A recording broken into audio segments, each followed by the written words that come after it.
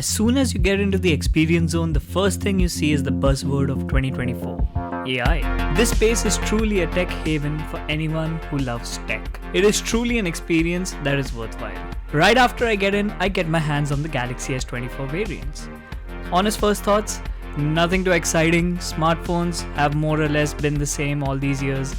It's got a great design, no sharp edges, a smooth high refresh rate display, and the S24 Plus is just a slightly bigger variant. But the phone that I guess every tech YouTuber must have reviewed by now, the S24 Ultra. Not gonna lie, feels really premium in hand. It's got a 100x zoom in the camera and can scale really well with AI. But even with the optical zoom, it feels like I have a 50 to 100mm lens in camera terms. Now coming down to this living room setup, which is powered by this gigantic micro LED display on the wall. The whole point of these is to give you that feeling that you are at your dream home, and it ultimately convinces you to get one of these products. Also, I was astonished seeing a micro LED panel for the first time in broad daylight. I was absolutely shocked on how bright the display is. Then we moved towards this setup, which had a standard QLED panel on display, along with a really good design, but it just doesn't end there. I had an S24 on my left and the Samsung Galaxy Tab S9 Plus on the right.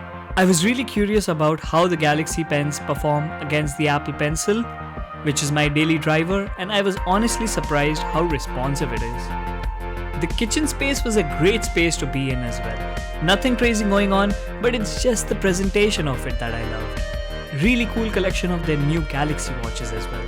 Nice little cute watches with tiny OLED panels, but not something I would personally consider, as I'm more of a traditional watch kind of guy. Then we came across the Samsung line of laptops, which honestly no one really cares about, because people always end up buying a Mac anyways, especially here in the UK.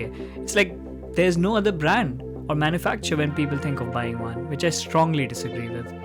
I really always wanted to get my hands on the latest Galaxy Fold, and my oh my, they have improved so much compared to the first generation of Fold devices.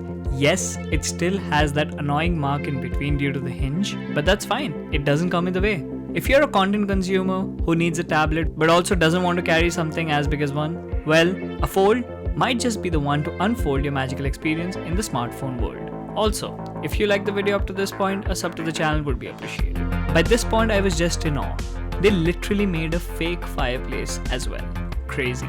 At this point, me and my friend were tripping on the camera, which actually tracks you while you are in that space. Finally, the moment we all have been waiting for, the gaming area. To begin with, the first thing you see is this ultra-wide Odyssey OLED panel. Never have I ever seen Fortnite look this beautiful. Don't get me wrong, the game looks incredibly good even on a normal IPS display, but on an OLED panel, it's just on another level. Then guess what guys, I got Samsung to subscribe to my channel. They even tried to set up some cloud gaming booths, but they were so laggy that we left before even trying to deal with it. That's why I don't believe in cloud gaming. It just never can beat something that can be natively rendered in front of your eyes. I was really curious to see if I could see people right across the street with this phone, and guess what? I could see every little detail. Is it worth it for someone in a day-to-day basis? No. Sure, it's cool that you can zoom up to 100x with AI digital zoom. Do you need it? Nah. Depends on what you're going for. And last but not the least, we came across the gigantic 98-inch 8K QLED panel, but it sadly just had some demo content running on it where only the text was rendered in 8K and rest everything was so blurry that we didn't actually have the chance to experience it. Anyway guys, that is it from me about the Samsung Experience Zone.